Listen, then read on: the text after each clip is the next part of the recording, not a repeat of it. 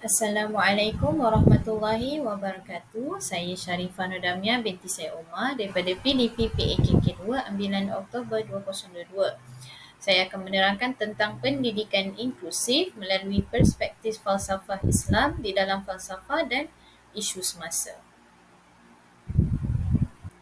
Baiklah, sebelum saya menerangkan tentang apa itu pendidikan inklusif melalui perspektif falsafah Islam, saya akan terangkan dulu bahawa definisi pendidikan inklusif adalah dalam konteks pendidikan khas adalah pendidikan diberikan kepada murid-murid dengan keperluan khas yang belajar bersama-sama dengan murid-murid normal di dalam kelas yang sama dan diajar oleh guru biasa.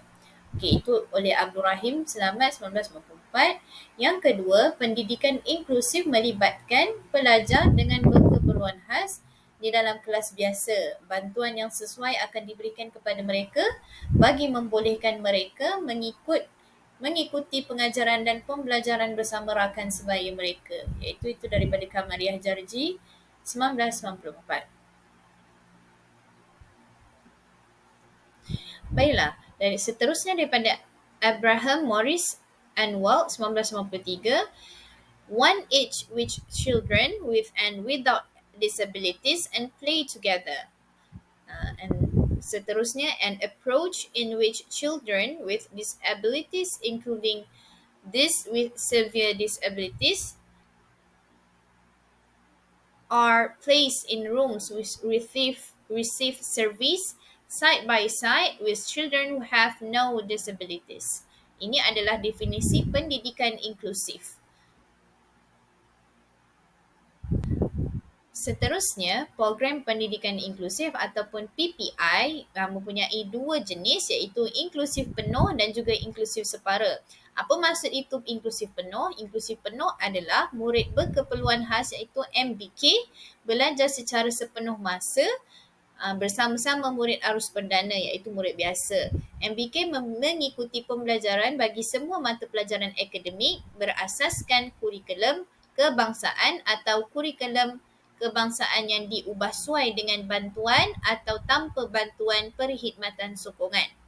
Yang kedua, inklusif separa. Apa itu inklusif separa? Iaitu MBK belajar bersama-sama murid arus perdana bagi mata pelajaran akademik atau aktiviti akademik atau aktiviti kokurikulum tertentu sahaja mengikut keupayaan mereka. MBK yang mengikuti inklusi separa bagi mata pelajaran akademik berasaskan kurikulum kebangsaan atau kurikulum kebangsaan yang diubah sesuai dengan sedikit atau tanpa bantuan perkhidmatan sokongan inklusif separa bagi aktiviti akademik atau kurikulum adalah berdasarkan potensi bakat dan keupayaan mereka. Ini adalah program pendidikan inklusif PPI. Baiklah, seterusnya matlamat program pendidikan inklusif ini diadakan adalah yang pertama, menselarikan pelajar-pelajar berkeperluan khas dengan pelajar-pelajar normal di sekolah biasa. Yang kedua, tidak semestinya semua pelajar berkeperluan khas boleh diselarikan begitu sahaja kerana setiap individu mempunyai kemampuan dan keperluan yang berbeza. Yang ketiga, memberi peluang kepada pelajar-pelajar tersebut menerima pengajaran, pembelajaran dan menyertai semua aktiviti-aktiviti yang terdapat di sekolah bersama-sama pelajar normal. Baiklah, sambungan daripada matlamat program pendidikan inklusif ialah seterusnya memastikan pelajar-pelajar berkeperluan khas dapat menyesuaikan diri dari awal-awal lagi dalam semua aspek kemasyarakatan yang terdapat di sekolah dan di dalam komuniti setempat dengan tujuan menjadikan mereka lebih berupaya, mampu berdikari dan menjadi anggota masyarakat yang menyumbang. Itu dari Muhammad Siraj Awang 1996. Seterusnya, melengkapkan murid-murid berkeperluan khas dengan kemahiran-kemahiran tertentu sejajar dengan kurikulum bermasalah pembelajaran, iaitu membantu mereka mencapai perkembangan yang menyeluruh.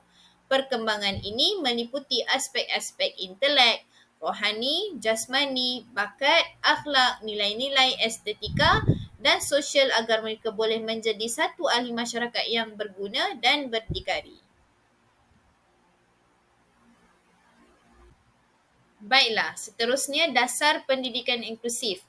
Yang kita dapat lihat, dasar pendidikan inklusif adalah untuk memastikan MBPK mendapatkan hak yang sama rata untuk belajar dalam persekitaran tanpa halangan dan dapat menyesuaikan diri dengan murid aliran perdana bagi meningkatkan kemahiran kehidupan harian mereka, membina keyakinan diri bagi mencapai potensi yang optimum. Seterusnya, meningkatkan kesedaran dan penerimaan warga sekolah serta komuniti tentang kepelbagaian keupayaan MBPK. Baiklah, sebentar tadi telah saya huraikan tentang definisi, matlamat dan juga dasar pendidikan inklusif di Malaysia. Jadi, apakah perspektif dari falsafah Islam mengenai pendidikan inklusif ini? Okay, baiklah, pendidikan inklusif dari perspektif falsafah Islam memandang setiap individu iaitu sebagai khalifah Allah di muka bumi dan mengiktiraf hak-hak asasi setiap manusia tanpa mengira latar belakang, keupayaan atau keadaan mereka. Pendidikan inklusif menjadi penting untuk menciptakan lingkungan belajar yang mencakup berbagai kebutuhan dan potensi peserta didik. Maksudnya, di dalam falsafah Islam ini kita mengiktiraf, maksudnya semua sama rata sahaja, semua boleh belajar secara sama walaupun mereka terdapat kekurangan ataupun keupayaan yang lain daripada orang lain. Ini adalah daripada perspektif falsafah Islam. Baiklah, ini merupakan konsep PPI yang berada di Malaysia iaitu ini adalah rajah satu, ini menunjukkan sokongan dan ke atas tu kita ada sokongan warga sekolah, sokongan murid, kita ada murid arus perdana, iaitu kita boleh lihat di situ ada dua kategori iaitu inklusif penuh dan inklusif separa. Okey, seterusnya terdapat juga isu semasa pelaksanaan PPI, antaranya ialah sikap seseorang guru di aliran perdana tidak dapat menerima murid-murid berkeperluan khas di dalam kelas mereka. Yang kedua, mereka berandaian MBK ini sukar dibentuk dan dididik. Yang ketiga, tidak memberi kerjasama dengan guru pendidikan khas dan tidak memberi perhatian. Seterusnya, belum memahami konsep sebenar PPI. Yang seterusnya, guru biasa kurang pengetahuan tentang cara mengendali MBK. Yang terakhir adalah berlaku pelabelan daripada kawan, maka MBK ini tersisih. Terdapat banyak lagi isu-isu yang ada semasa pelaksanaan PPI. Ini antaranya. Okey, baiklah. Mari kita lihat perspektif falsafah Islam. Yang pertama, keadilan dan kesaksamaan. Falsafah Islam menekankan konsep keadilan dan kesaksamaan di hadapan Allah. Pendidikan inklusif dalam konteks ini menuntut keadilan dalam memberikan peluang pendidikan kepada semua individu tanpa mengira perbezaan keupayaan atau keadaan mereka. Yang kedua, kepelbagaian sebagai sunnatullah. Kepelbagaian di antara manusia dianggap sebagai sunnatullah iaitu hukum semula jadi Allah. Oleh itu, dalam pendidikan inklusif, pelbagai jenis kepelbagaian termasuk perbezaan keupayaan dianggap sebagai kehendak Allah yang perlu kita hormati dan juga kita terima. Ini adalah dari segi perspektif falsafah Islam. Seterusnya, tanggungjawab masyarakat. Masyarakat dalam Islam diberi tanggungjawab untuk menyokong dan membantu setiap individu, terutama mereka yang memerlukan sokongan khusus. Pendidikan inklusif memupuk semangat tanggungjawab dan kepedulian sosial. Seterusnya, pendidikan sebagai hak asasi. Islam mengiktiraf pendidikan sebagai hak asasi setiap individu. Oleh itu, pendidikan inklusif dalam konteks Islam memastikan setiap individu termasuk mereka dengan keperluan pendidikan khusus mempunyai hak untuk mendapat akses kepada pendidikan yang berkualiti. Seterusnya, sikap ihsan dan perhatian. Konsep ihsan iaitu berbuat baik dalam Islam menuntut agar individu dan masyarakat bersikap baik dan berlaku adil terhadap semua.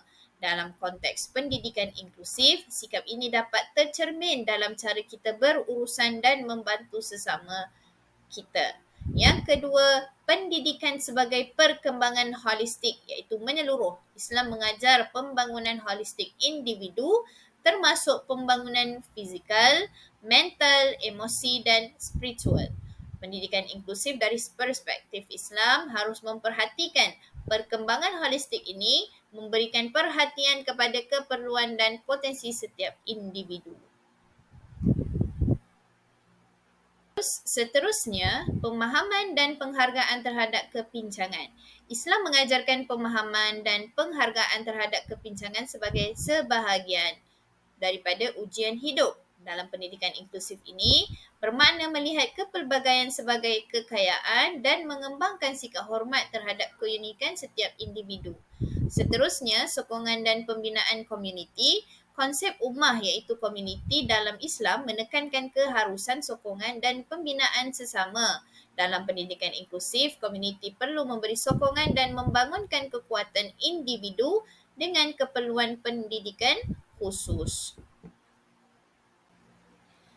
Seterusnya, pendidikan sebagai amal soleh. Pendidikan dalam Islam bukan hanya tentang pemerolehan pengetahuan tetapi juga tentang amal soleh iaitu tindakan yang baik.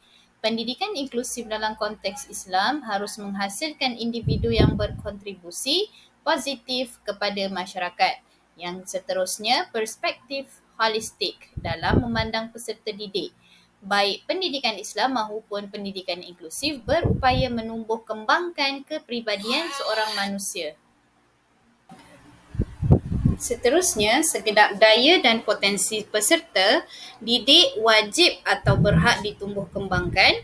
Faktor eksternal iaitu lingkungan sekolah harus memainkan peranan sentral dalam transformasi hambatan.